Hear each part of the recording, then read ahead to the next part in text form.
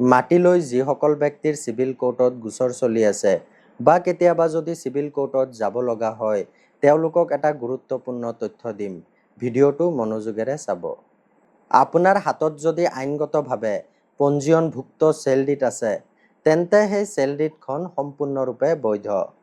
Cell ডিডত থকা সাক্ষীৰ সাক্ষ্যত সৰু-সুৰা অমিল বা বিসংগতিৰ বাবেই দশক পুৰণি পঞ্জীয়নভুক্ত দলিল এখন কেতিয়াও অবৈধ হৈ নাযায়।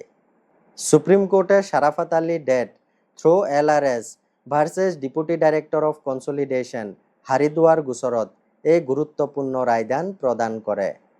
কথা হ'ল, ভৱিষ্যতে কোনোবাই যদি আপোনাৰ পঞ্জীয়নভুক্ত চেল ডিডক কোৰ্টত প্ৰত্যাহ্বান জনায়, তেন্তে এই ৰায়দানে উপকৃত কৰিব। যদি কোনোবাই পঞ্জীয়নভুক্ত দলিল এখনক অবৈধ বুলি দাবী কৰে, তেন্তে দলিলখন যে ভুৱা তাক প্ৰমাণ কৰাৰ সম্পূৰ্ণ বোজা সেই প্ৰত্যাহ্বান জনোৱা ব্যক্তিজনৰ ওপৰত থাকিব।